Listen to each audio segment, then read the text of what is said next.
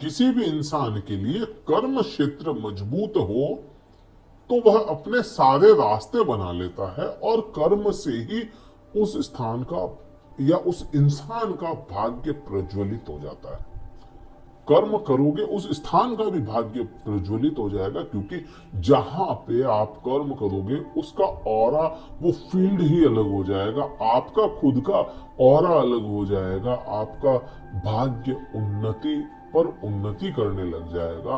लेकिन कैसा हो, कर्म स्थान का स्वामी खुद ग्रहण की चपेट में आ जाए। वृश्चिक राशि वाले जातकों के सूर्य ग्रह कर्म क्षेत्र के स्वामी होकर के पंचम भाव में ग्रहण की चपेट में चल रहे हैं, और यह पूर्ण ग्रहण इसी महीने होना है। इसी अप्रैल महीने की बात करते चले, इसी महीने में आपके 8 तारीख को सूर्य ग्रहण हो रहा है, और इस सूर्य ग्रहण का प्रभाव आप पे कब से कब तक रहेगा उसकी अगर चर्चा करोगे तो 3-4 दिन पहले और 3-4 दिन बाद तक यह होता है असर। शुरुआत 1 अप्रैल से ही इसका असर आप पे आना शुरू होगा। पूर्ण प्रभाव जो इसका होगा या पूरा इम्पैक्ट इसका जो है वो 8 तारीख को होगा, लेकिन 13 तारीख को जैसे ही सूर्य परिवर्तित करेंगे, अपनी उच्च अवस्था में चले जाएंगे, अपनी उच्च राशि में चले जाएंगे, और इस महीने की विडंबना ही देख सकते हैं अपन कि सूर्य इसी महीने अपनी सबसे निकृष्ट जगह पे होंगे और अपने सबसे गलत प्रभावों में उलझ जाएंगे। और वहीं सूर्य इसी महीने के मध्य तक पहुंचते पहुंचते अपनी उच्चतम अवस्था में पहुंच जाएंगे, जहां से वो उतने अच्छे रिजल्ट दे सकते हैं, विशेष करके अगर कोई जॉब करता है उनके लिए बहुत अच्छे रिजल्ट सूर्य निकाल करके देंगे। सूर्य इस समय में सावधानी की अगर बात करें तो सूर्य के लिए आपको कुछ करना पड़ेगा इस समय में, क्योंकि ग्रहण की चपेट में है। आपको जॉब में, आपको कर्म क्षेत्र में, करियर में अनस्टेबल कर देगा यह सूर्य, क्योंकि वह खुद फंसा हुआ है अभी। आगे उपाय बताएंगे। पहला प्रभाव तो यही आना है। दूसरा प्रभाव क्या आएगा या कैसे आएगा, तो ग्रहों की यह सूची बनी हुई है, इसको पढ़े समझे, मैं बता ही रहा हूं। पहला प्रभाव तो अपने को समझ में आता है कि 8 अप्रैल को ये हो रहा है। दूसरा प्रभाव या दूसरा परिवर्तन जो होगा वह 9 अप्रैल को होगा। 8 तारीख के जस्ट दूसरे दिन 9 अप्रैल को बुध ग्रह मीन राशि में आ जाएंगे। मेष राशि में चल रहे हैं अभी, मीन राशि में आ जाएंगे, और आपके यहाँ पे देखेंगे तो लाभ भाव के स्वामी हैं आपके। लाभ भाव का स्वामी जस्ट सामने उसके 7वीं दृष्टि में बैठा है, जहां वृश्चिक राशि वाले जातकों को लाभ पिछले कई दिनों से देखा होगा आपने, ये 26 मार्च से यह लाभ टूटने शुरू होंगे।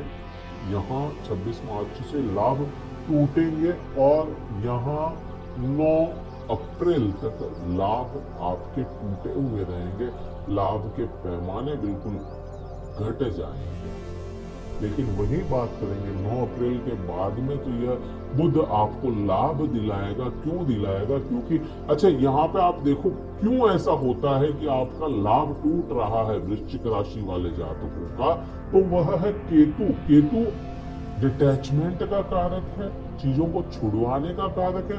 तो यहाँ जिस भी चीज का केतु जहां भी बैठेगा, आपके लाभ भाव में बैठा, किसी और के कहीं और बैठा होगा, तो जहां भी केतु बैठेगा उस जगह के जो भी एट्रीब्यूट्स है वो छोड़ देगा, मन उठा देगा वहां से। तो आपके लाभ भाव में बैठ के लाभ को तोड़ने का काम केतु ने किया ही किया। और बुध वहां पे आ रहा है तो आपको यहाँ लाभ दिलवाएगा। क्यों? क्योंकि ये जो भाव होता है, ये जो राशि है कन्या राशि बुध की है, और बुध अभी केतु का डिस्पोजिटर है, वह अपनी पोजीशन में अच्छी जगह से देख रहा है इसको, और राहु का साथ मिल जाएगा 9 तारीख के बाद में, तो यह आपको लाभ दिलवाएगा ही दिलवाएगा। अब यहाँ पे एक बात, एक कमेंट और आएगा लोगों का, क्योंकि मेरे पास में कई कमेंट ऐसे आते हैं कि आप कुछ अच्छा बताते हैं, होता नहीं है।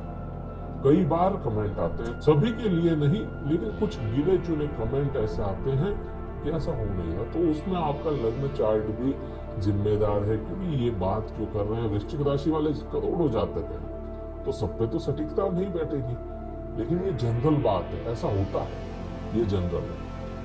कुंडली विश्लेषण अलग से करवाएंगे तो आपको पर्टिकुलर पता चलेगा, हाँ ये प्रॉब्लम्स क्यों है आपके साथ में। महादशाएं, अंतर्दशाएं, प्रत्यंतरदशाएं सभी की अलग है, सभी के ग्रह चार्ट में वैसे तो बैठे नहीं है लग्न चार्ट में, लग्न चार्ट में अलग तरीके से बैठेंगे, तो वो फर्क पड़ जाता है।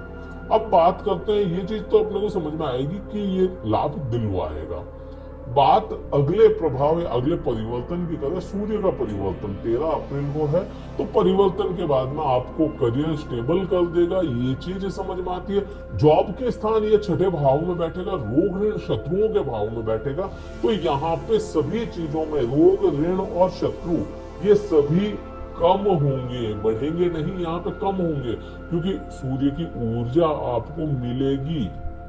और यहाँ पे आप देखेंगे, आगे और बताऊंगा, लेकिन हाँ यहाँ पे आप देखेंगे कि सूर्य छठे भाव में बैठ करके किसी भी प्रकार के, क्योंकि मैलेफिक ग्रह होते हैं ना, जो सूर्य हो गया, मंगल हो गया, शनि हो गया, राहु हो गया, तो ये 6-8-12 में थोड़े से प्रभाव बूस्ट कर देते हैं, या इनको कहें वहां के जो बुरे प्रभाव होते हैं उन पे कंट्रोल कर लेते हैं। तो यहाँ पे सूर्य आप पे कंट्रोल करेगा ही करेगा, रोग ऋण और शत्रुओं पे पूरा पूरा कंट्रोल करेगा। और क्योंकि ये भाव जॉब को जोड़ के भी देखा जाता है, छठा भाव जॉब में आप कैसा परफॉर्म करते हैं तो वो भी देखा जाता है, तो जॉब में आपको बहुत अच्छे परिणाम देखने को मिलेंगे ही मिलेंगे, क्योंकि गुरु के साथ में, हालांकि गुरु कमजोर अवस्था में पहुंच गए और इस महीने नहीं 1 मई को यह गुरु भी परिवर्तित कर जाएंगे, उसका अलग से वीडियो आपको मिल जाएगा, लेकिन हाँ प्रभाव तो आएगा जरूर।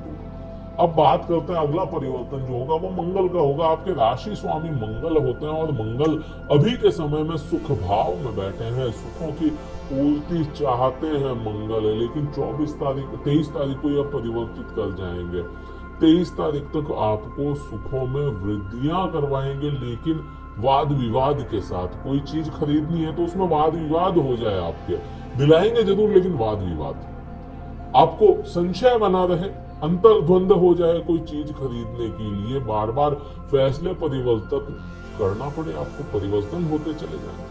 लेकिन हाँ यहाँ पे मंगल दिलवाते हुए नजर आते हैं। बात अगले परिवर्तन की करते हैं, शुक्र परिवर्तन करेंगे 24 तारीख को। शुक्र आपके लिए क्या होते हैं? शुक्र आपके लिए 12वें भाव के स्वामी हैं। आपके लिए देखेंगे तो आपके सप्तम भाव के स्वामी हैं। सप्तम भाव का स्वामी छठे भाव में बैठ करके वाद विवाद लाता है, हाँ 100% लेकर के आता है, पति पत्नी में लाता है, लेकिन आप वो चीज भी देखें, 12वें भाव का स्वामी भी यही शुक्र है और अपने हाउस को देख रहा है। जिन लोगों को विदेश यात्रा करनी है, लंबी यात्रा करनी है, जिन लोगों के सरकारी कामकाज अटक रहे हैं, क्योंकि सूर्य भी उसके साथ में और सूर्य की दृष्टि वहां पे है, सरकारी कामकाज अटक रहे हैं तो वह भी पूरे करवाएगा।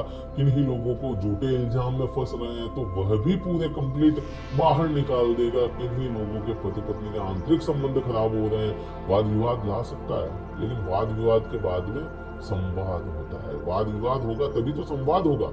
तो वही चीज यहाँ पे होती है कि वाद विवाद पति पत्नी में लाएगा जरूर, लेकिन संवाद भी करवा देगा और कहीं ना कहीं एक दूसरे को जोड़ के रखेगा। यही शुक्र यहाँ पे बहुत अच्छी पोजीशन में शुक्र आपके आएगा। ये हालांकि छठे भाव में बुरे होते हैं, लेकिन सूर्य का प्रभाव है यहाँ पे, गुरु का प्रभाव भी यहाँ पे कहीं ना कहीं यहाँ पे असर लेकर के जरूर आएगा। बात करें शनिदेव की, शनि जब तक यहाँ पे रहेंगे आपके सभी सुखों में डिले ही करवाएंगे, जब तक रहेंगे, केवल इस महीने की बात नहीं है, जब तक रहेंगे। तो यह पूरा ही इसी प्रकार रहना है। प्रेमी जोड़ों के लिए अगर बात करें तो प्रेमी जोड़ों के, क्योंकि राहु है वहां पे, तो थोड़ा सा आपको ध्यान रखना पड़ेगा अपने प्रेमी या प्रेमिकाओं का, क्योंकि राहु है। अब बहुत ज्यादा इस पे बात नहीं करूंगा, क्यों समझ सकते हैं आप, राहु है। तो यह इस प्रकार का महीना रहना है। कहीं वीडियो अच्छा लगा लाइक कीजिएगा, शेयर कीजिएगा। उपाय क्या करना चाहिए? उपाय क्या करना चाहिए इस महीने में? सूर्य का उपाय करें, सूर्य के लिए गायत्री मंत्र का जाप कर सकते हैं। करियर अनस्टेबल हो रहा है आपका तो गायत्री मंत्र का जाप करें, सूर्य को जल अर्पण करें, बहुत अच्छा उपाय है, काम करता है और कारगर सिद्ध होगा आपके लिए भी।